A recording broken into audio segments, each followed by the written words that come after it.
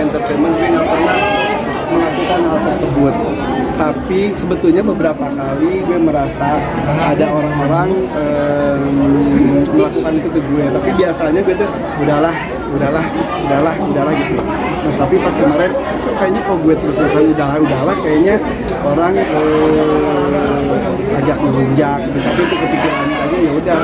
Ada gue bikin klarifikasi, terus gue berusaha untuk menyelesaikan itu semua. Alhamdulillah. Semuanya baik-baik saja. Di balik itu semua tuduhan ke gue, fitnah ke istri gue, ke tim gue. Tapi ya akhirnya gue selesaikan dengan sebuah video menerangkan yang sebenarnya terjadi karena benar-benar udah kisruh banget gitu. Maksudnya saat itu tuh berita yang muncul, komentar yang ada di sosial media itu benar-benar ada yang pro sana, pro sini, kontra sana, kontra sini. Kan gue tuh nggak pernah suka yang seperti itu ya. Jadi memang harus diselesaikan secara cepat. Nah, ketika proses penyelesaian secara cepat itu memang ada responnya kurang dari pihak sananya. Jadi ya udah, gue tunggu. Akhirnya klarifikasi kedua terpaksa banget gue keluarkan karena nunggu respon dari pihak sananya. Tapi alhamdulillah sih, ketika sudah ditayangkan saat itu juga baru direspon dan akhirnya besok paginya gue bangun tidur langsung ada ajakan ketemu. Oh ya udah. Kan gue emang dari awal juga udah pengennya tabayun, pengennya ngobrol, pengennya hati ke hati, karena gue juga nggak mau gue takutnya perasaan yang gue rasakan salah gitu. Tapi alhamdulillah saat itu juga datang ke rumah gue, itu yang gue minta dari beberapa hari sebelumnya, akhirnya datang.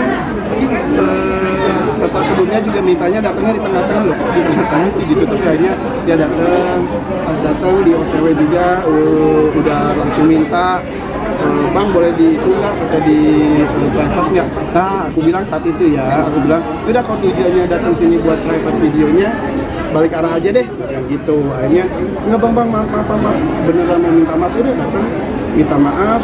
Karena yang sebetulnya gue sendiri secara pribadi sih nggak apa-apa, karena ya udahlah gitu, udah biasa.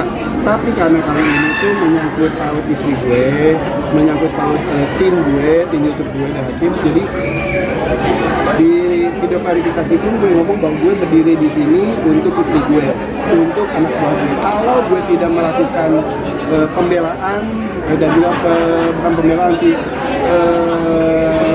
klarifikasi permasalahan ini, kasihan istri gue, kasihan keluarga gue, dan juga kasihan buah gue gitu di pikirannya. Jadinya ya udah, ketika dia datang gue sih udah maafin, sebelum lu datang juga gue maafin. Tapi akhirnya gue panggil tim gue, terus suruh minta maaf secara langsung. Tim gue juga ayo kalau lu kesel ke dia ngomong.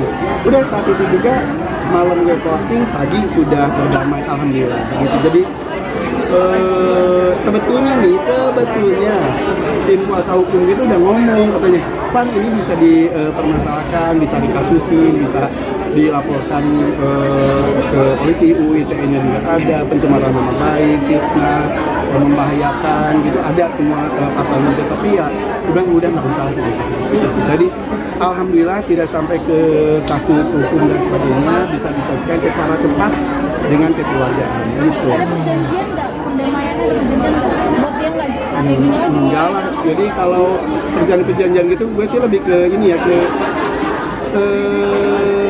etika dan itikat baik masing-masing aja. Jadi alhamdulillah sih banyak pelajarannya diambil, tidak hanya buat gue, juga buat dia, buat kita semua, bahwa harus lebih cerdas lagi, berhati-hati dalam bersosial media. Jangan sampai jempol lebih cepat daripada hati nurani dan juga otak kita gitu. Jadi terus kalau sebelum berkomentar tentang sebuah postingan, tontonlah dari awal sampai akhir, karena banyaknya cuma lihat thumbnail, lihat promo, langsung ngetik gitu. Yang disayangkan ternyata dia melakukan itu. Pas gue nanya, lu nonton nggak sih sebetulnya? Enggak. Oke. Jadi ya udah, katanya sih emang dia protes kepada netizen, protes kepada media katanya. Tapi ternyata ya melakukan ya sesuatu yang harusnya lebih dicerna lagi seperti itu. Jadi banyak pelajarannya. Terus ada juga tentang etika, attitude, saling menghargai, saling menghormati ketika bersosial media, ketika berinteraksi dengan orang. Banyak sekali pelajaran yang bisa diambil. Jadi untuk konten sendiri ada gimana nih ke depannya?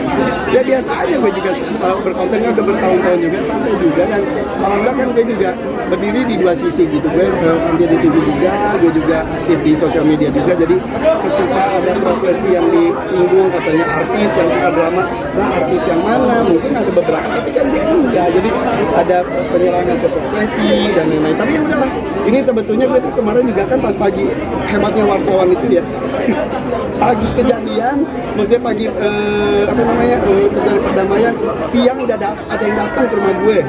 Mana aja ya, terus mana lagi ya, ada beberapa, tapi maaf sekali lagi, gue tidak bisa melayani hari itu karena gue memang bener gue harus keluar, bukan tugas bukan ya, karena gue beneran harus ke dokter hewan saat itu. Tapi ya ini juga gue kejebak sih, gue datang ke sini ke Ruben, gue sebetulnya juga pengen ngedukung, mensupport Ruben, tapi ya karena ini gue juga menghindari wawancara seperti ini karena takutnya dibilang memanjang-manjangkan masalah, dibilang takutnya drama.